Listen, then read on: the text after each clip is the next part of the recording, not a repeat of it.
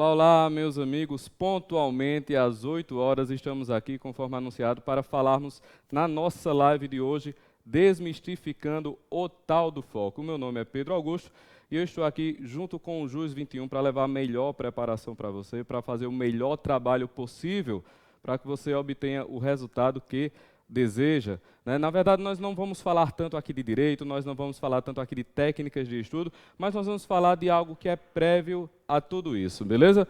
Por quê? Porque é o seguinte, às vezes ficar falando só sobre técnicas, às vezes ficar falando só sobre macetes, isso é interessante quando você já tem uma certa base montada. E o meu propósito aqui é exatamente falar sobre o foco de uma maneira que não é tão usual, de uma maneira que não é tão comum de ser falado, tá ok? Porque é o seguinte, uma coisa interessantíssima aqui no JUS 21, como vocês podem ver, eu sou um rosto novo aqui na empresa, fiz algumas lives com o professor Rodrigo, um querido amigo já, mas assim que eu cheguei eu percebi uma coisa, os alunos aqui, as pessoas que nos acompanham, não são tratadas como estatística, existe uma preocupação real com os alunos.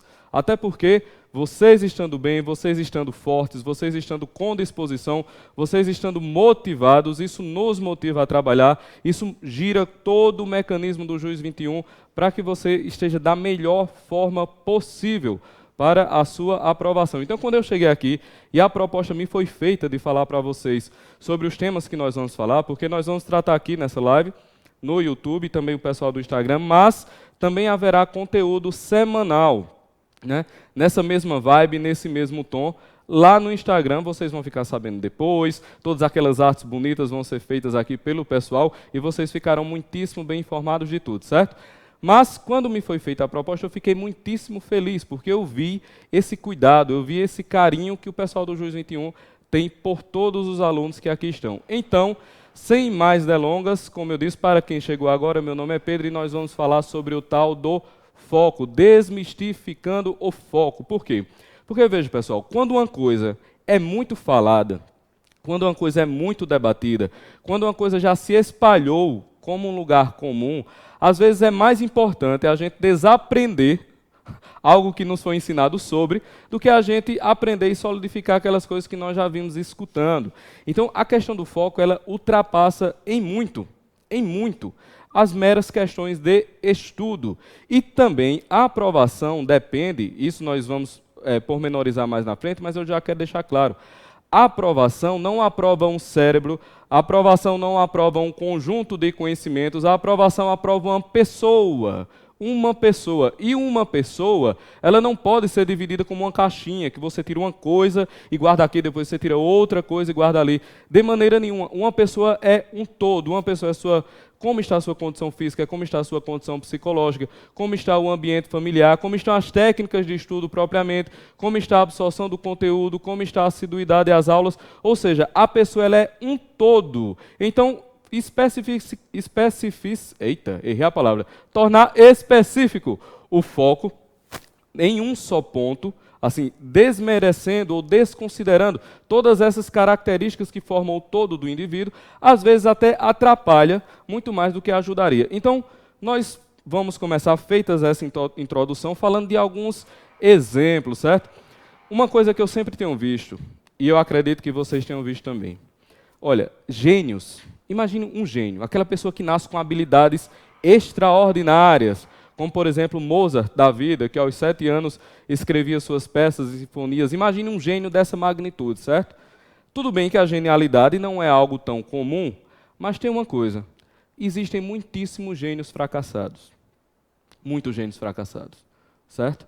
Vamos então vamos descer da genialidade, vamos pegar talentos superiores, que não chegam ao status de gênio, mas são talentos também raros, mas um pouquinho mais abundantes do que a genialidade. Existem dezenas, centenas, milhares de talentos superiores também fracassados. Talentos normais, mais abundantes, aí é que o número aumenta mesmo. Mas sabe o que é que a gente raramente vai ver fracassado? O indivíduo mediano, obstinado. Rapaz, você vê um indivíduo mediano com foco, obstinado, que trabalha com consistência, fracassado, vai demorar um bocado. É mais fácil você ver gênios, é mais fácil você ver talentos superiores, é mais fácil você ver indivíduos talentosos do que você ver um indivíduo médio com consistência de trabalho fracassado. E o que é que eu quero dizer com isso? Que essa consistência, esse trabalho contínuo, ele é mais importante para o sucesso do que os talentos naturais, ele é mais importante para o sucesso do que as circunstâncias. E aqui já entra uma coisa para nos blindar, que é o seguinte: ninguém pode culpar suas circunstâncias, porque se nós ficarmos culpando as circunstâncias, será impossível desenvolvermos o foco, porque o foco é uma habilidade que ela acontece, ela opera apesar das circunstâncias e opera para modificar as circunstâncias. Portanto, nós nunca podemos colocar as circunstâncias como um obstáculo completo, como um obstáculo contínuo à nossa jornada. Então, primeira coisa, as circunstâncias, por mais adversas que pareçam, por mais contraditórias que pareçam, elas não podem ser tratadas como inimigas, porque elas são o material de trabalho sobre o qual a nossa atenção, sobre o qual a nossa vontade, sobre o qual a nossa inteligência irá caminhar. Elas são o barro do qual a nossa obra irá sair. Percebe? Elas são a tela onde nós vamos pintar, elas são a partitura onde nós vamos escrever as notas que nós queremos compor a nossa música, de tal maneira que as circunstâncias não são inimigas. Falando agora também para o pessoal aqui do Instagram, eu estava focado aqui no YouTube, mas vocês estão acompanhando, vão jogando perguntas aí também, chamando pessoas, tá certo? Para nós continuarmos aqui, isso é importantíssimo. Por quê? Porque nós vemos muitíssimas vezes pessoas talentosas, pessoas geniais até, pessoas que querem, mas elas não conseguem porque elas compreendem as suas circunstâncias como um obstáculo. Isso acontece mais. Pedro, eu não consigo estudar porque a minha família é isso, isso e isso. Pedro, eu não consigo estudar porque meu marido isso, isso e isso. Pedro, eu não consigo estudar porque minha noiva isso, porque meu filho isso, porque... Meu querido, minha querida, pare de pensar nessa maneira. As circunstâncias não são inimigas, bote isso na cabeça. Por mais contraditórias que elas nos pareçam, elas não são as inimigas, elas são o material de trabalho sobre o qual a nossa inteligência e a nossa vontade irá agir. Então, a primeira coisa, o que seria o foco? Seria a obstinação diante de uma meta. Então, eu tenho aqui uma meta, certo? Eu quero tal coisa, não importa o que seja. Eu quero abrir uma padaria. Eu quero, passar em um determinado concurso concorridíssimo, eu quero ser diplomata, eu quero ser presidente, eu quero ser qualquer coisa. Então você tem uma meta na sua mente. E, aliás, não só essas metas de conquista, vamos botar metas menores. Eu quero, por exemplo, conseguir acordar todo dia regularmente no mesmo horário. Eu quero, por exemplo, comer menos. Eu quero, por exemplo, não ceder àquelas tentações que depois eu fico mal. Eu quero, por exemplo, ter um certo equilíbrio emocional para lidar com aquele parente que toda vez que ele chega, ele desequilibra e desarmoniza a minha vida. Eu quero, por exemplo, lidar com aquele relacionamento que eu sei que é tóxico, mas eu não consigo. Ou seja, eu tenho uma meta estabelecida, certo? Eu preciso ter uma obstinada força de ação para lidar com essa meta. Então, o que é isso? Você lembra que eu disse que a circunstância ela não é inimiga? Então, eu tenho aqui uma circunstância, certo? A circunstância per si, ela não será capaz de bloquear a meta de maneira absoluta. Por quê? Porque o que é que o foco vai fazer? O que é que esse pensamento, essa vontade, essa inteligência obstinada vai fazer? Ela vai mover a realidade de maneira que a realidade termine no lugar que ela quer que termine.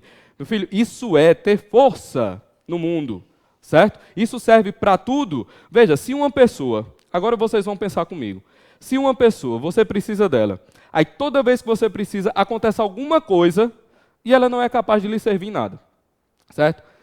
Vamos chegar no horário, cara, não dá, sempre o ônibus quebra, sempre alguém fala alguma coisa, ela vai entregar um relatório, sempre dá errado, porque aconteceu, sei lá, dezenas, 20 vezes acontecem coisas no dia para que as metas dela não sejam cumpridas e ela nunca consegue vencer as circunstâncias, ela nunca consegue vencer a realidade. Me digam, vocês têm como contar com essa pessoa?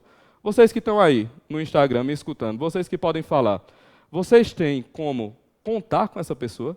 De verdade? Não tem. Por quê? Porque tudo ao redor dela impede ela de chegar no lugar. tudo ao redor dela impede ela de chegar naquela meta que foi combinada. Ou seja, uma pessoa dessa que não tem força de ação no mundo, você não pode contar com ela para nada. E aí entra a nossa vontade mesmo, porque veja, às vezes, e quantas vezes você passa isso, quantas vezes eu passo isso, a gente não consegue contar com a gente mesmo. De que maneira? A gente faz uma meta, a gente estabelece um negócio, quando chega lá, nós mesmos quebramos. Não é verdade? Todo mundo não já passou por isso? Todo mundo passou por isso, rapaz. Então, assim, uma pessoa que não tem essa força do mundo, ela não consegue mover as circunstâncias. E aí nós voltamos àquele ponto. Quando não se consegue mover as circunstâncias, o que é que você faz? Você culpa as circunstâncias. Isso é terrível, como nós já falamos. Porque se você é fraco, você não move as circunstâncias, então as circunstâncias viram a grande vilã. Nós temos que eliminar isso da nossa vida de maneira para sempre, porque senão a gente não vai conseguir fazer nada, a gente não vai conseguir ser uma pessoa melhor, a gente não vai conseguir cumprir as nossas metas, a gente não vai conseguir passar na OAB, a gente não vai conseguir passar no concurso, a gente não vai conseguir acompanhar as aulas, a gente não vai conseguir fazer os exercícios, porque essa mentalidade derrotista diante das circunstâncias, que considera as circunstâncias sua inimiga, ela nos paralisará. E isso simplesmente deve ser inadmissível. Você tem que olhar para você e dizer, eu não admito esse tipo de fraqueza. Reconhecer que possui esse tipo de fraqueza e admitir que não pode deixar que isso continue. Beleza, galera? Até agora tudo tranquilo? Entenderam a vibe do que nós estamos falando? Entenderam o que nós estamos aqui dizendo? Pois bem. Então vamos continuar. Se o foco é uma ação no mundo, e aqui chega um outro ponto que todo mundo que já tentou cumprir alguma coisa, todo mundo que já tentou estudar, todo mundo que já tentou passar em um concurso, terminou caindo nesse erro, que é o seguinte: se o foco ele é uma força de ação real, isso implica dizer que planejar não é focar. Planejar não é focar. Repita essa parte para você. Planejar não é focar. Por quê? Porque o foco, ele é uma força de ação no mundo. E aqui entra um negócio. O nosso pensamento, ele não cria a realidade. Ele não cria a realidade. Então, se eu chegar aqui e pensar, eu vou mentalizar, certo? Eu vou mentalizar que esse computador é um algodão doce. Meu filho, eu vou morrer sem um pingo de glicose, porque esse computador não vai se transformar num algodão doce nunca. Planejar não é focar, porque focar é agir. Focar é uma ação no mundo. Mas, Pedro, não é importante eu ter o pensamento positivo? Não é importante eu estar aqui na minha mente, eu vou fazer? É importantíssimo, mas veja, o pensamento ele só gera consequência quando ele tem, olha que incrível, consequência. Não parece óbvio? Porque é óbvio. O pensamento ele só gera consequência quando ele tem consequência. Apenas na mente de um ser, o pensamento gera a realidade. É na mente divina. Deus pensa e acontece. Em todo o resto da criação, a gente apenas pensa, mas as coisas só acontecem quando nós agimos na realidade. E aqui nós entramos, existe um poema fantástico, que é se eu não me engano, é de Kipling, que ele diz o seguinte: se não fores escravos dos teus sonhos, se não apenas pensares e apenas nisso parares, veja, se você não fizer só pensar, e se você não for escravo dos seus sonhos, ele diz, então serás um homem, meu filho. Porque às vezes, minha gente, nós somos escravos dos nossos sonhos. Sabe o que é ser escravo do sonho? É a pessoa que diz assim, agora, Pedro, parou, vou terminar essa live, eu vou comprar o curso, e a pessoa compra o curso e ela acha que vai passar por osmose, ela acha que aquela boa intenção dela de comprar o curso irá gerar conhecimento. É aquela pessoa que enche uma prateleira de livros e ela tem aquela sensação psicológica de porque a prateleira está cheia, ela está sabendo de alguma coisa. Veja, isso é tornar-se escravo dos sonhos. Tornar-se escravo dos sonhos. Os nossos pensamentos não geram a realidade se os nossos pensamentos não tiverem ação real e concreta no mundo. Aliás, os nossos avós, os nossos bisavós, eles sabiam muito bem disso. Tanto é que todo mundo conhece a expressão de boa intenção. De boa intenção o quê? Todo mundo sabe. botem aí no Instagram, de boa intenção, o inferno está cheio. O que isso quer dizer? Que a boa intenção não provoca necessariamente a boa ação. A boa intenção não provoca necessariamente a boa ação. E por que a geração dos nossos avós, por que a geração dos nossos bisavós tinha isso tão claro na cabeça? Porque eles tinham isso de maneira tão óbvia. Sabe por quê, meu filho? Porque desde jovem, essas pessoas, via de regras, elas eram inseridas no mundo real de maneira crua.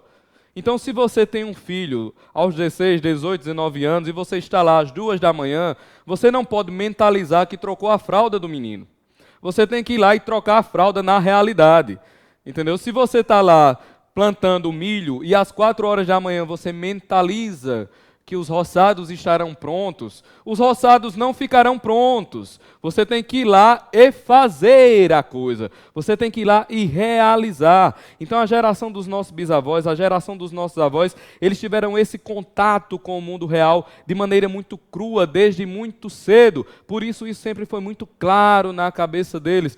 De boa intenção o inferno está cheio. Mas nós vivemos, e aqui é importante, nenhum homem escapa, nenhum indivíduo escapa de ser um homem desse seu tempo. Nós vivemos no momento de maior abundância da história humana, de modo que a gente pode se dar ao luxo de ficar mentalizando e não ficar agindo. Então isso é um problema geracional que nós também temos que matar. Então, por exemplo, você sentar na cadeira e não estudar não é algo que irá lhe fazer passar. Por quê? Porque você está mentalizando o estudo, mas você não está estudando de verdade. Então, às vezes, aquilo lhe dá um certo conforto psicológico. Às vezes você está ali sentado e é óbvio, é bom, você vai adestrando o corpo, você vai adestrando a vontade a ficar ali mesmo com sono, mas a boa intenção do estudo, ela não gera o conhecimento. Lembre-se, planejar não é focar, focar é realizar. Focar é realizar. Vamos botar isso na cabeça muito claro. Não importa a quantidade que eu realizo, não importa o momento que eu realizo, mas eu tenho que realizar. Por quê? Imaginar idealidades não torna o mundo ideal. A gente vê isso, eu já fiz isso várias vezes, eu vou mesmo dar um exemplo para vocês. Que é o seguinte, você está lá e você vai começar a estudar às 8 horas. Todo empolgado, bora lá, vamos estudar 8 horas da noite. Cheguei, vou estudar. Aí eu chego, assim, 8:02. Eu cheguei 8:02, aí eu paro, eu olho assim e faço, rapaz, 8:02, eu vou começar a estudar num número quebrado. Não vou de jeito nenhum. Vou começar a estudar 8:05. Aí eu venho aqui, arrumo os papéis, arrumo o mouse, arrumo o teclado, deixo a mesa bem organizadinha. Aí deu sabe quanto? Deu 8:07. Falei, rapaz, 8:07, eu vou estudar às 8:10. E você fica ali até às 8:35, sem estudar absolutamente nada, mas com a sensação psicológica de que fez alguma coisa, porque você estava planejando o estudo. Você achou que fez, mas você não fez. Eu já passei por isso dezenas de vezes. Eu tenho certeza que você que está aí também no Instagram já passou. Diga aí se você já passou por isso. Dê seu testemunho, dê seu depoimento. Várias vezes nós fizemos isso. Uma maneira de fugir da realidade, na verdade, né? É uma maneira de escapar à dureza da realidade. Mas nós já fizemos isso várias e várias e várias vezes. Então, temos que matar essa questão se nós também quisermos falar do tal do foco. O foco é isto, essa realização, essa força no mundo. O próximo passo, essa consequência de força no mundo, significa o seguinte também. Veja, eu não sei vocês, certo? Mas eu sou filho único, a única criança da minha geração e ainda um menino criado por vó. Vocês já imaginaram? Já imaginaram essa coletânea de circunstâncias? Já imaginaram isso? Pois bem, este sou eu, meu caro. E aí aconteceu uma coisa fantástica na minha vida. Sabe o que aconteceu na minha vida? Eu descobri, em um dado momento da vida adulta, que, olha só que surpresa, o mundo não tinha sido feito para mim. Olha só, o mundo não tinha sido talhado sob medida apenas para mim. E mais ainda, as pessoas, elas não tinham obrigação comigo. Rapaz, isso foi um choque violento na minha vida. Um choque muito grande quando eu descobri isso. Não parece óbvio, parece até uma coisa jocosa. É, de fato, mas às vezes a gente age de maneira como se o mundo e as pessoas estivessem ali unicamente para suprir as nossas necessidades. Quando é que a gente faz isso? Quando a gente se revolta com as circunstâncias, quando a gente começa a odiar as circunstâncias, quando a gente começa a culpar as circunstâncias, de alguma maneira o que nós estamos dizendo é assim: quem são essas pessoas? O que é o mundo para não se importar comigo? O que é que está acontecendo com a realidade que ela não está sob medida para essa minha necessidade? No fundo, minha gente, o grito interior é esse. Entende? O grito interior é esse, é o grito infantil, é o grito da criança que se revolta quando a sua vontade não é cumprida. Todos nós temos isso dentro da gente e nós temos que matar isso. Porque veja, o mundo da força, o mundo da realização é o mundo da vida adulta. O mundo da realização é o mundo da vida adulta. Para a vida adulta, nós não podemos nutrir, não podemos ter piedade com esses nossos sentimentos infantis. Não podemos de maneira alguma. Nós temos que ter essa força, esse movimento que brota do peito, entende? E nós não podemos fazer isso com essa mentalidade infantil, de reclamar das circunstâncias, de achar que todo mundo está nos odiando, de achar que as pessoas têm esse dever emocional para conosco, de achar que as pessoas têm esse dever psicológico para conosco, de achar que as pessoas têm que nos suprir, as pessoas têm que nos manter. Não, de maneira alguma, não, jamais. Se nós temos que ter essa força, esse fogo adulto dentro de nós para mover as circunstâncias, para ter esse foco, ou seja, para ter essa vontade e inteligência obstinada diante de uma meta, nós não podemos nos dar ao luxo de ainda mantermos dentro da gente esse sentimento infantil. Nós temos que ser muito honestos, sabe aquela honestidade cruel de olhar assim e dizer: rapaz, eu já fiz isso, talvez eu tenha feito isso hoje, às vezes eu fiz isso ontem, sabe? A gente tem que matar isso dentro de nós. Se nós quisermos, veja, perceba, tem coisa mais adulta do que você traçar uma meta. Eu vou passar em um concurso. O concurso está lá, concorridíssimo. Ou então eu vou passar em um concurso como a OAB, que está lá, não é uma concorrência que um tira o outro, mas também é difícil, você tem que sentar. Ou seja, você sozinho tem que mover céus e terras para fazer isso. E uma criança sozinha não move céus e terra. Sabe quem move céus e terra? Um adulto ciente da sua responsabilidade, que coloca nos ombros, certo? E carrega com vontade o que ele quer fazer. É assim que se conquista as coisas. Então, a gente não pode se dar ao luxo de ter essa vontade infantil. Temos que matar isso também. E eu me lembrei, falando dessa questão de vontade, de uma das cenas mais, para mim, épicas, do cinema, pelo menos do cinema comum, do circuito comum de cinema, que é aquele discurso de Rocky Balboa, quando ele diz ao filho dele, que ele disse que quando o filho nasceu foi uma maravilha, ele podia botar ele aqui na mão, e ele disse: esse garoto vai fazer grandes coisas. E aí ele diz: mas aí um dia você mudou, um dia você começou a culpar o mundo, um dia você começou a culpar a sua mãe. Então deixa eu lhe dizer uma coisa: o mundo não é um mar de rosas, o mundo é um lugar cruel, o mundo vai lhe colocar de joelhos se você deixar, mas o que importa não é quanto você recebe de golpes, mas é o quanto você recebe de golpes e continua andando. É isso que importa.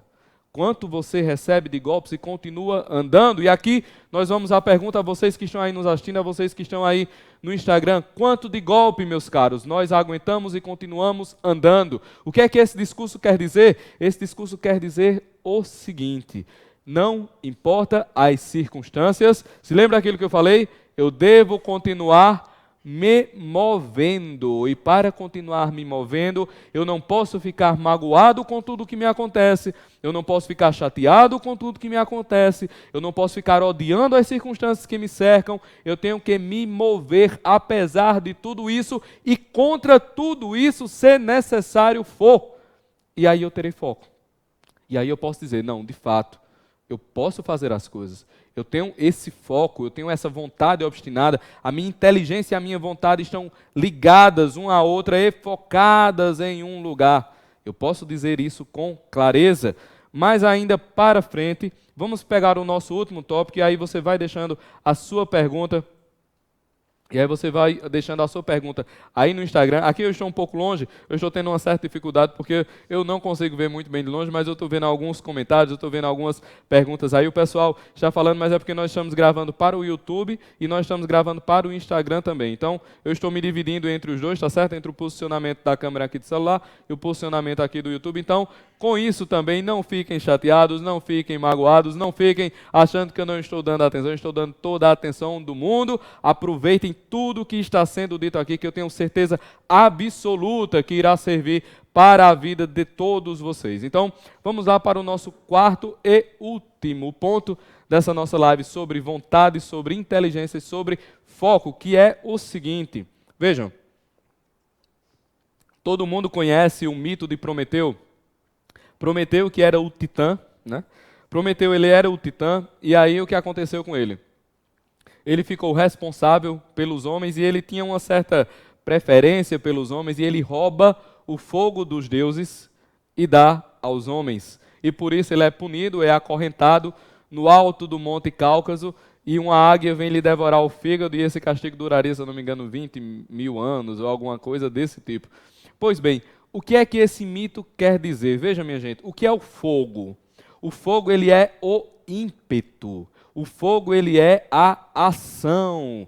Tanto é que nós até vamos falar disso, né, da tipificação dos temperamentos, os 4 temperamentos, se você é fleumático, se você é colérico, se você é melancólico, se você é sanguíneo. Isso também tem relação com a maneira de estudar, isso tem relação com o modo de ver o mundo e o modo de se comportar no mundo. Então é um conhecimento muito interessante para que a gente tenha, e nós vamos fazer isso esmiuçando nas lives lá no Instagram ao longo da semana, mas... Por exemplo, a simbologia do colérico é o fogo, é o elemento fogo, ou seja, o que é o elemento fogo? É o elemento da realização, é o elemento do impulso. O que é que esse mito grego nos diz? Quando Prometeu ele é punido por trazer o fogo aos homens, é porque os deuses temem que com o fogo os homens fiquem mais fortes do que ele. Ora, isso para a gente é um símbolo claríssimo do poder de agir. É o poder do fogo, é o poder de movimentar-se, é o poder de ter ação no mundo. Veja, os gregos sabiam o que estavam dizendo, eles eram indivíduos muitíssimo espertos. O mito de Prometeu quer dizer isso para a gente, é a ação. E não, como eu já disse, vou repetir para isso ficar muitíssimo claro, é a ação apesar das circunstâncias. Veja, o próprio Sylvester Stallone, agora eu me lembrei dessa história, né? Eu não ia nem falar, mas eu me lembrei agora. A vida de Sylvester Stallone foi muito complicada. Quando ele faz esse discurso aí do Rock Balboa, é a vida dele. Eu não sei se vocês sabem, ele ficou muitíssimo pobre e teve que vender o cachorro por $25. Você já imaginou você ter o seu pet lá, você ter o seu animalzinho que você ama, que você cuida com todo carinho, você chega num ponto de pobreza que você não pode mais se sustentar e comprar comida para o cachorro, que você tem que escolher se almoça ou se o cachorro almoça, e ele foi lá e vendeu o cachorro por $25. Alguns dias depois ele teve a ideia do filme Rock Balboa, escreveu o roteiro numa noite só e foi recusado por todas as produtoras, recusado por todo mundo, até que um dia alguém disse assim, rapaz, eu vou comprar esse seu roteiro por algumas dezenas de milhares de dólares. Eu esqueci agora quanto era, uma coisa assim de uns $50.000, coisa desse tipo. Para a pessoa que algumas semanas, uns meses antes, tinha vendido o cachorro por $25. O que acontece com ele? Recebe essa proposta de dezenas de milhares de dólares. O que é que ele faz? Não, porque eu quero atuar no filme. Eu quero atuar. Até chegar a um ponto do roteiro ser comercializado a centenas de milhares de dólares. E ele, não vou querer. Por quê? Ele tinha o foco, apesar das circunstâncias, uma vontade e uma inteligência obstinada para uma meta. Não vou querer. Até um ponto que o cara fez, olha, tudo bem, você pode atuar, mas aí você vai atuar e vai ser $35.000. Beleza? Beleza. Ele foi lá, depois que fechou o contrato, comprou o cachorro novamente. Veja, quando ele fala disso no filme, ele está falando de sua própria vida. Então, assim, minha gente, vamos ter essa força, a gente tem que ter isso muito claro na cabeça. Veja, vamos usar essa OAB, esse novo ciclo de OAB. Eu não sei o que é que você está passando aí, você que está me escutando aí no Instagram, você que está aqui no YouTube. Eu não conheço as suas circunstâncias. Eu não sei se você já foi reprovado 1, 2, 3, 4, 5 vezes. Eu não sei se é a primeira vez. Eu não sei como está a pressão da família. Eu não sei como está a pressão dos parentes. Eu não sei como está a pressão do relacionamento. Eu não sei como está o seu trabalho. Eu não sei qual foi o seu background de infância. Eu não sei como foi a sua adolescência. Eu só quero dizer uma coisa: isso importa menos do que a partir de agora. O que é que você vai fazer a partir de agora com tudo isso? Isso é o que importa de verdade, isso é o que importa de fato. O que nos aconteceu é matéria de trabalho para o que nós vamos decidir que aconteça através das nossas ações no mundo. Isso é criar força, isso é criar fortaleza, isso é criar raízes, isso é ser capaz de sentar e estudar 5, 6, 7 horas. Isso é ser capaz de chegar lá no domingo da prova com tranquilidade para o que quer que aconteça. Você está preparado para o que quer que aconteça. Por quê? Porque você cultivou essa força interior. Você cultivou essa força dentro de você. Isso é a natureza do foco. E aqui nós chegamos ao último ponto de verdade, que é o seguinte. O último ponto de verdade é o seguinte, veja. Suponhamos que eu queira agora, vou correr, certo? Vou correr uma maratona. Esse é meu foco. Veja, se eu for treinar para uma maratona, todo dia, tentando correr uma maratona, eu nunca na minha vida vou conseguir ter um desempenho bom. Nunca. Sabe por quê? Porque treinar para uma maratona implica você malhar, implica você comer bem, implica você ter boas noites de sono, implica você acordar às 4 horas da manhã para correr tiros de 100 metros numa ladeira, certo? Se você fizer tudo isso, talvez, com muito empenho, com muito esforço, você consegue correr uma maratona. Eu sou músico, não profissional, mas eu sou músico desde os 9 anos de idade que eu toco. Se eu quiser tocar, vamos dar uma peça aí, uma música conhecida que tem um certo grau de dificuldade, Brasileirinho. Se eu quiser tocar Brasileirinho no solo, no violão, se eu ficar só treinando Brasileirinho, eu nunca vou conseguir executar essa peça direito. Por quê? Porque para executar a peça Brasileirinho direito, eu tenho que ter a técnica certa de postura, eu tenho que ter a técnica certa de escala, eu tenho que estar com a minha musculatura preparada, eu tenho que estar com as minhas mãos aquecidas, eu tenho que estar treinando ali devagarzinho, aquela escala, bem tranquilinho, para depois eu agilizar. O que é que eu quero dizer com tudo isso? Vamos voltar e linkar com o início dessa live. O que é que eu quero dizer com tudo isso? Quero dizer o seguinte, que não faz a prova um cérebro isolado, pelo amor de Deus. Faz a prova um indivíduo completo, é você todinho que vai fazer aquela prova. Então, achar que o foco na prova se dá apenas no foco dos estudos, não vai funcionar da maneira que deveria.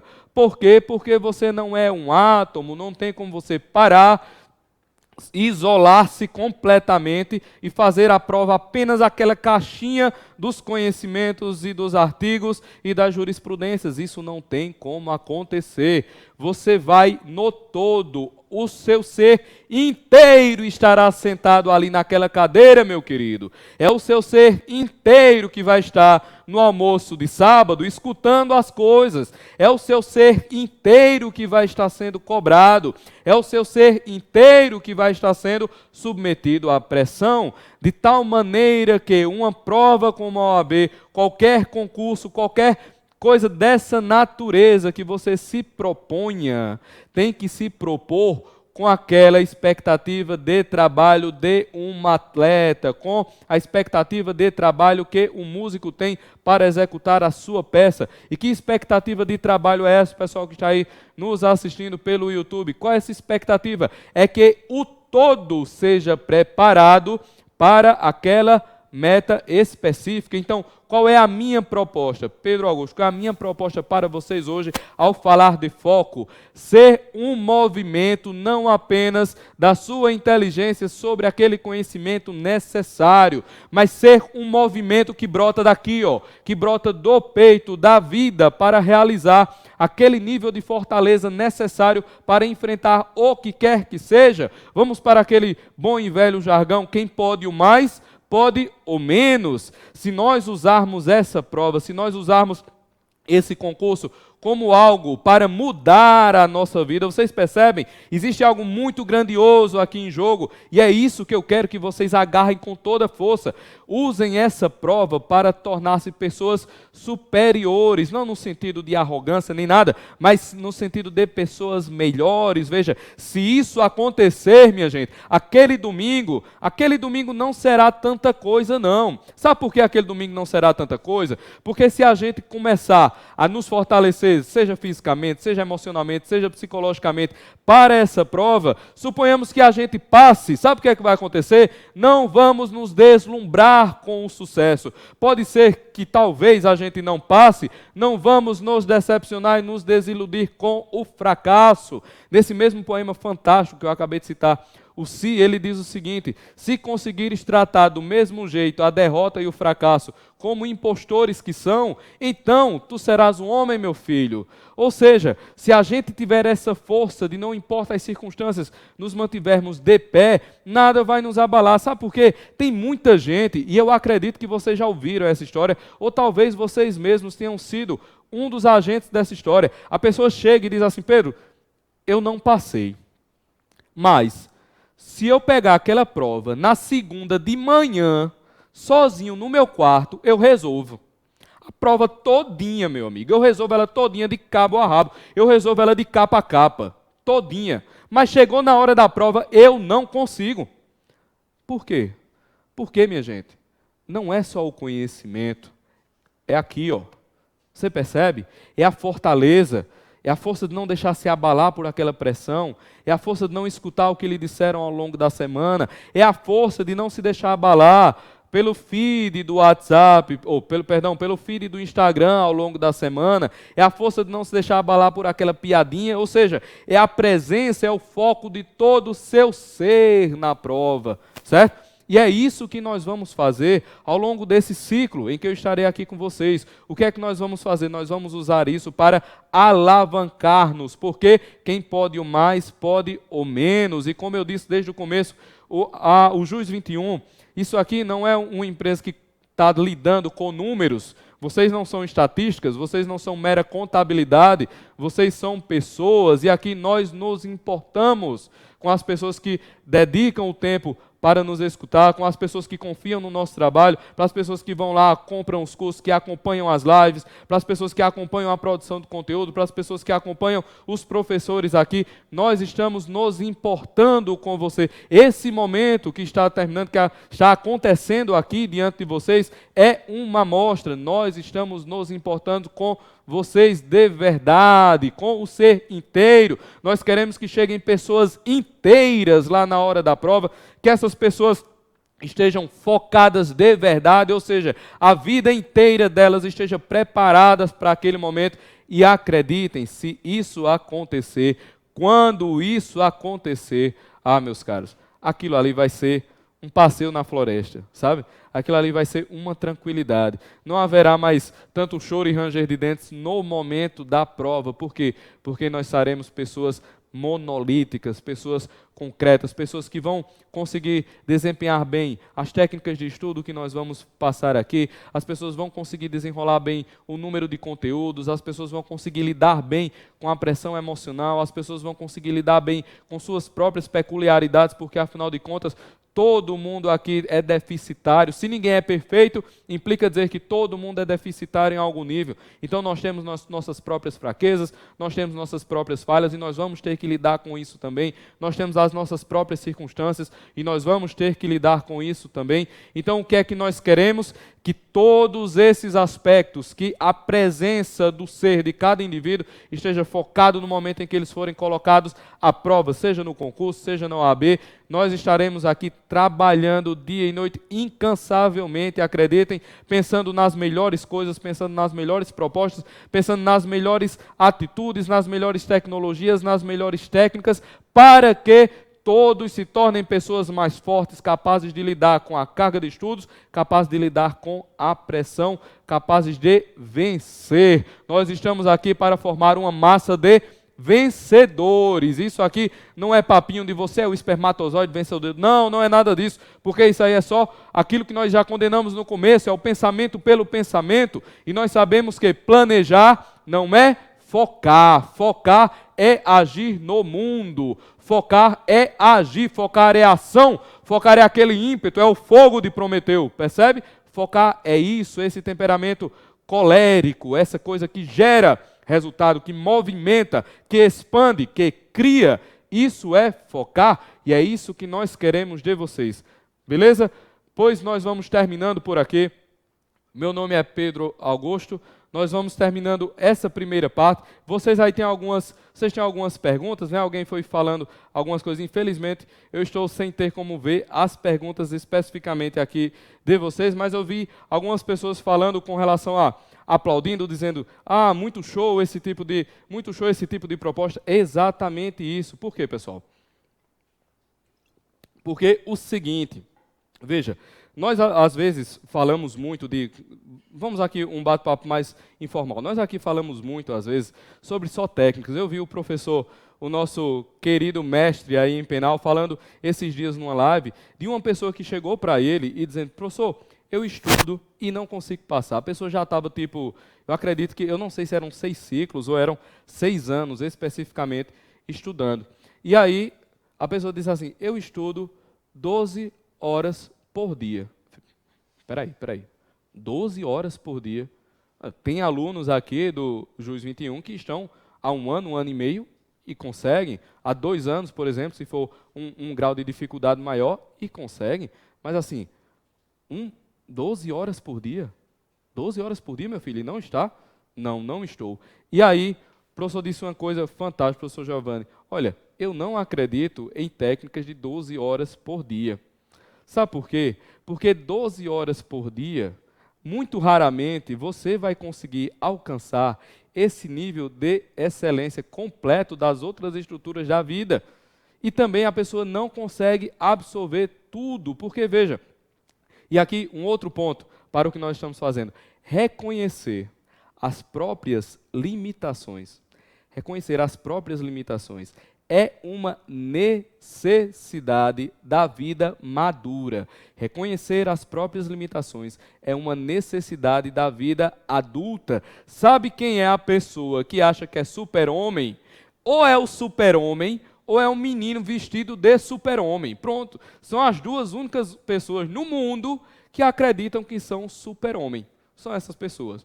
Ou o super-homem mesmo, ou uma pessoa vestida de super-homem, uma criancinha vestida de super-homem, ou uma pessoa no carnaval brincando de super-homem. Não existe isso. Nós temos que reconhecer as nossas limitações. Eu não sei se vocês conhecem, existe um discurso, eu trouxe aqui, mas eu vou só ler, certo? Para que vocês nos acompanhem aqui. É um discurso de Theodore Roosevelt, um dos presidentes americanos, e ele fez esse discurso na Sorbonne, um discurso fantástico, conhecido como o homem na arena. Veja, isso daqui, esse discurso é um negócio para todo dia, sabe? O cara acordou, colocou o pezinho lá, colocou o pezinho no chão para começar o dia, lembrar desse discurso. Encerrou a noite, lembrar desse discurso. Se não lembrar das palavras inteiras, pelo menos lembrar da tônica do discurso, pelo menos lembrar da natureza do discurso. Ele diz o seguinte: não é o crítico que importa. Veja, isso aqui a gente tem que deixar muito claro. Não é o crítico que importa. O caminho, minha gente, o meu caminho, o seu caminho, é um caminho de escolhas livres e individuais.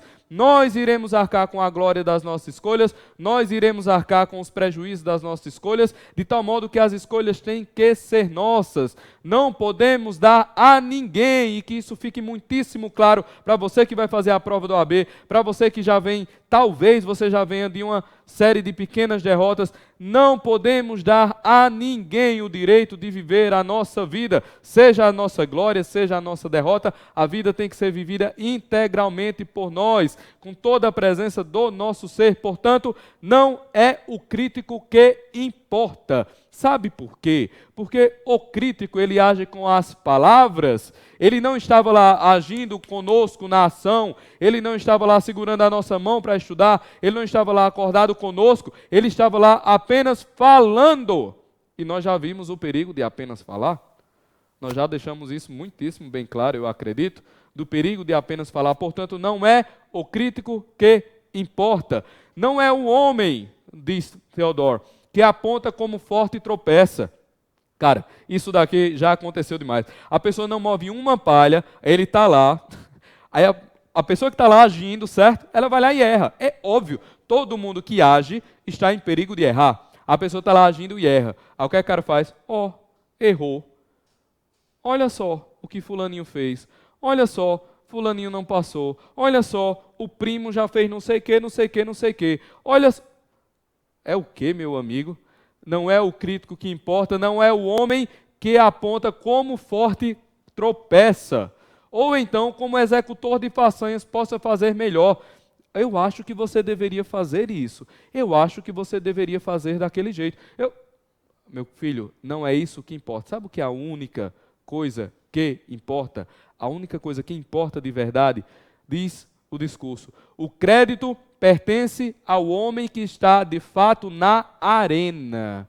O crédito pertence ao homem que está na arena. Coloque isso na sua cabeça, seja para o movimento exterior com relação aos outros, seja para o movimento com você mesmo. Sabe aqueles momentos de procrastinação? Sabe aqueles momentos de preguiça? Sabe aqueles momentos que você escolheu sair da cama, mas você está lá, cara, o lençol, sabe, está bem, nessa época de frio, o lençol ele está enrolando, o lençol está te tocando e você está lá naquela vibe, que delícia, eu não vou sair agora, eu vou me dar esse carinho de ficar aqui, e você termina deixando de estudar. O crédito a quem pertence?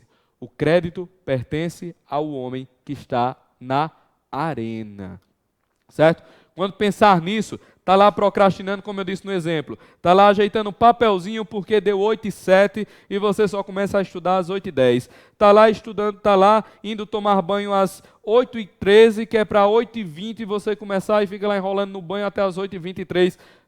Quando isso acontecer, qual o pensamento que tem que vir? Planejar não é focar. O crédito pertence ao homem que está na arena. Ao homem que está lá na arena. Vocês sabem o que é a arena? Lembram da arena dos jogos de gladiadores romanos? Aquelas pessoas que estavam lá, dando o seu sangue, dando o seu suor, dando a sua vida. O crédito pertence ao homem que está na arena, cuja face está manchada por poeira e suor e sangue. A esse pertence o crédito. E eu digo, a esse será dada a vitória de fato. O homem que está na arena com seu rosto manchado, a pessoa que está cansada lá está fazendo, com seu rosto manchado de poeira, de suor e de sangue, ou seja, de esforço, de capacidade de realização. O crédito pertence ao indivíduo que está na arena, que luta, diz o discurso, com valentia, que erra e que fracassa de novo e de novo e de novo, pois não existe valentia, não existe esforço sem erros e fracassos. Não existe isso. Não se deixe intimidar. Você escutou essa live aqui inteira. Você está com o seu background inteiro na cabeça. Você está a sua vida como aconteceu. E você fica se perguntando, rapaz, eu errei nisso. Rapaz, eu errei naquilo. Não importa. Quem realiza está no limitezinho para errar, mas quem realiza também está no limitezinho para acertar. O crédito do homem que está na arena é o crédito de: embora não importa o que aconteça, ele está lá para realizar. Pertence àqueles que querem, que lutam para o fato de realizar de fato uma façanha, que conhece os grandes entusiasmos. Isso aqui é maravilhoso. É aquele coração que arde de vontade, que conhece os grandes entusiasmos, as grandes devoções, que se dedica a uma causa nobre. Veja, existe uma frase fantástica do cardeal Joseph Ratzinger, mais conhecido como Bento XVI, diz assim: o que é que pelo que vale a pena viver? Vale a pena viver por aquilo que vale a pena morrer. Para isso vale a pena viver, sabe? Um dos métodos mais fantásticos de estudo, sabe qual é? Sinceridade de coração. A sinceridade de coração é o método mais fantástico de estudo. Sabe por quê? Sabe o que significa recordar? Recordar. A etimologia mesmo da palavra é trazer ao coração. É trazer de volta ao coração. Isso é recordar. Recordar é trazer de volta ao coração. Aí você diz, Pedro, eu não gosto de direito tributário, eu não gosto de direito penal, eu não gosto de direito constitucional, eu não gosto de trabalhista, eu não gosto de processo. Como é que eu vou trazer isso ao coração? Como é que eu vou ter esse grau de sinceridade? Porque, minha gente, aquilo que nos importa mortalmente, aquilo nós guardaremos e carregaremos conosco. Aquilo que nos desperta esse fogo das grandes façanhas, aquilo que nos desperta essa devoção, isso nós traremos conosco. Veja, por exemplo, pergunte, eu cito porque é alguém que eu conheço, e alguém que gosta bastante, pergunta ao grande Rodrigo Rabelo aí, se constitucional não dá a ele esse fogo no coração, se não desperta nele essa devoção, porque ele ama isso, e como isso é mortalmente sério para ele, as palavras caem aqui como se fosse um solo de onde germina e não sai mais nunca, de onde se enraiza. Mas se eu não tiver essa devoção, mas você tem que ter devoção pela sua meta, você tem que ter devoção por aquilo que é mais importante. Veja, se é só AB, é uma necessidade da sua alma, se é só AB, é uma necessidade que brota de fato, daquilo que você quer com toda força, então você vai amar isso mortalmente, então você vai ter essa devoção por isso mortalmente, então você vai lidar com esse fogo em cada matéria, não porque você diretamente as ame, mas porque você ama a sua meta e você sabe que isso é necessário para a sua meta. Veja, uma pessoa que tem a meta na vista, mas ela rejeita os meios para alcançar a meta, ela não tem meta nenhuma. Quem tem a meta, mas rejeita os meios, ela não tem meta nenhuma. Então, eu não gosto, mas eu tenho que lidar com essa devoção. Pedro, como eu faço isso? Amando a meta e abraçando os meios com força, com vigor, amando os meios. Veja, o alpinista que está lá para chegar no cume, ele não pode se importar se a corda arranha a sua mão, meu querido. Ele não pode se importar com isso. Se ele está lá para chegar no cume, ele não pode se importar de maneira alguma com esses machucados na mão. Por quê? Porque ele, além de amar a meta, tem que ter devoção, tem que ter amor pelos meios. Como diz, continuando aqui na leitura, diz o seguinte, vamos mais para cá, que se dedicam à causa nobre e mais ainda, conhece o triunfo da grande conquista e se pelo menos fracassou enquanto ousava muito. Veja, não tenham medo de maneira alguma de ousar. Cara, não tenha medo disso. Se você tiver um medo de ousar, acabou, pode se enterrar. Não tenha medo de ousar. Pense grande, pense com largueza, com grandeza de coração. Veja, se vocês notaram, eu estou falando muito dessa questão da grandeza de coração, né, da vontade, do fogo. Sabe por que eu estou falando de tudo isso? Porque é o seguinte, nós não somos máquinas, meu amigo. Nós não somos robôs que a pessoa se programa lá, tudo certinho, as coisas acontecem. Eu não sou um elemento bioquímico que eu vou lá e mexo em algumas modulações cerebrais e minhas sinapses funcionarão perfeitamente. Eu não sou isso. Além do elemento inteligência, existe o elemento vontade. E esse elemento vontade, ele às vezes não passa pelo crivo da razão, ele às vezes passa pelo crivo da sedimentação das ações. Eu vou sedimentando as ações de modo que aquele tipo de reação diante de uma circunstância, ele se transforma numa segunda natureza. Veja, nós temos que nos treinar, nós temos que treinar nossa vontade, nós temos que treinar, insuflar esse fogo dentro do nosso peito, de tal maneira que quando a circunstância nos aconteça, na medida que a circunstância nos aconteça, a gente reaja. Sabe por quê? Isso até como eu direi, um conselho para a vida, aquela velha história, né? Conselho, se fosse bom, a pessoa vendia, mas é um conselho para a vida. A ação, a gente até planeja. A ação, a gente até planeja. Sabe o que é que a gente não planeja? A reação. Tem como enganar, por isso que você não tem como enganar todo mundo o tempo todo. Porque vai chegar no momento em que você vai ser submetido, você vai ser pego de surpresa para reagir. E aí, ninguém reage como quer, a gente reage como a gente é. Esse é o ponto. A gente não reage como a gente quer, a gente reage como a gente é. E como é que a gente treina a nossa reação? Mudando aquilo que nós somos. E nós somos inteligência e vontade. E essa vontade tem que ser treinada, essa vontade tem que ser conquistada, essa vontade tem que ser modulada, essa vontade tem que ser insuflada ao longo da vida, diariamente, em cada coisa, até que vá se sedimentando como camadas mesmo, como camadas de sedimento que vão se acumulando, até naquele momento formar uma rocha sólida. Uma rocha sólida. É isso que nós temos que fazer. Nós temos que treinar, modular a nossa vontade para isso. Continuando. Enquanto ousava, então o seu lugar, se você fizer isso, o seu lugar jamais será o das frias e tímidas almas que não conhecem nem vitória, nem derrota. E eu lhe digo uma coisa, eu tenho muita pena da pessoa que ainda não foi derrotada. De verdade. Eu tenho muita pena. Porque é bom que isso aconteça o mais rápido possível. Se isso já aconteceu com você, meu caro, se isso já aconteceu com você, minha cara, levante a mão para o céu e agradeça. E agradeça de verdade, não é fingir não, é agradecer de verdade. Porque a partir daí você tem matéria, você tem substância para vencer. Percebe? Ocorreu, aquela sedimentaçãozinha foi lá, foi acontecendo.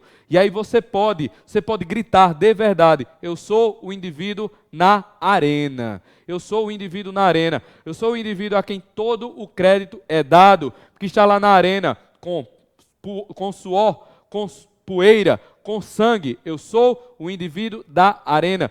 Vamos lutar sempre para ser esse indivíduo que está na arena, porque nesse momento, meu querido, no momento em que você estabelece uma meta de natureza intelectual, você passa a ser um atleta, você passa a ser um combatente, você passa a ser um sobrevivente da vida intelectual. E a vida intelectual, ela tem seus próprios caminhos, a vida intelectual, ela tem seus próprios meandros, e às vezes o nosso desconhecimento desses caminhos é o que nos leva, por exemplo, ao fracasso, é o que nos leva ao desânimo, é o que nos leva a ignorar as nossas circunstâncias, é o que nos leva a rejeitar as possibilidades, é o que nos leva a fazer muita coisa sem ter produtividade, é o que nos leva a não conseguir performar, é o que nos leva a não ter a objetividade, porque a gente desconhece esses caminhos dessa luta específica, que é a luta espiritual. Vão aí falando como vocês estão falando aí no Instagram, eu muitíssimo agradeço tudo aí, os coraçõezinhos, agradeço as palmas, agradeço tudo que vocês estão colocando. Veja, isso é importantíssimo. Eu tenho certeza absoluta, minha gente, que vocês estão aqui me escutando, vocês estão aqui me escutando pelo YouTube, e vocês estão pensando assim, rapaz, sabe quem eu queria que escutasse isso? Fulano. Sabe quem eu queria que escutasse isso? Cicrano. Sabe quem eu queria que escutasse isso? Meu marido. Sabe quem eu queria que escutasse isso? A minha esposa. Quem eu queria que escutasse isso era minha noiva, minha namorada, meu noivo, meu namorado. Sabe quem eu queria que escutasse isso? Até não está na OAB, não está fazendo concurso, mas eu queria que meu pai escutasse isso. Eu queria que a minha mãe escutasse isso. Eu queria que meus irmãos escutassem isso. Por quê? Percebem que tudo que nós falamos aqui são coisas importantíssimas para a nossa existência inteira. Então, conseguindo fazer isso, quem pode o mais, pode o menos. Conseguindo fazer isso, com certeza, nós seremos pessoas muitíssimo mais fortes, nós conseguiremos vencer as metas que a gente se coloque.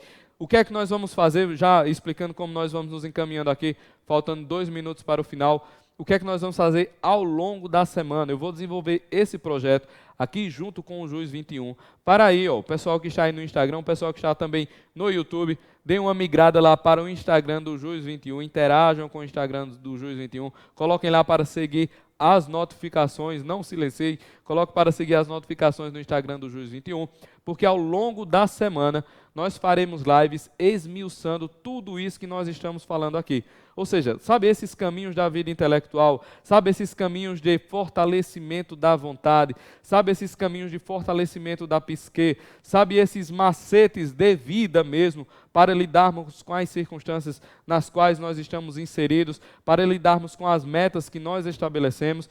O Jus 21, como eu disse, muitíssimo preocupados com todos aqueles que depositam a sua confiança. Estão aqui, o pessoal aí do Instagram caiu, mas estamos aqui fazendo isso para vocês, tá certo? Então, vão lá, migrem, deem uma olhadinha. Ao longo da semana, vocês vão receber as artes fantásticas que o pessoal aqui faz. Eu já fiquei fascinado aqui com o tipo de arte que o pessoal faz, de altíssima competência. Então, vocês serão avisados sobre isso. Nós iremos fazer pelo menos 2 lives semanais. E fazendo essas 2 lives semanais, nós iremos esmiuçar tudo isso que nós falamos. Porque, veja, foi 1 hora, mas foi 1 hora, de certa forma, compactado. Porque nós falamos aqui sobre vida intelectual, nós falamos sobre vontade, nós falamos sobre inteligência, nós falamos sobre treinamento, nós fizemos paralelos com atletas, nós falamos do mito de Prometeu, nós falamos dessa coisa do ser, da presença total naquilo que nós nos propomos a fazer, nós falamos dos 4 temperamentos, nós pontuamos um pouco que os 4 temperamentos têm relação com a maneira de estudar, tem relação com o método. Então nós vamos esmiuçar tudo isso nas lives no Instagram, beleza? Então, faltando agora 10 segundos para nós acabarmos, eu vou ficando de fato por aqui. Foi um prazer gigantesco estar com vocês. Curtam, comentem, mandem essa live para quem vocês quiserem. Peguem lá um link, coloquem no WhatsApp, mandem para os seus grupos. Digam, pessoal, essa live vocês têm que assistir, vai ajudar muita gente. Beleza, pessoal? E é isso, foi um prazer muitíssimo. Meu nome é Pedro Augusto. Nós nos encontramos mais para frente, beleza? Valeu!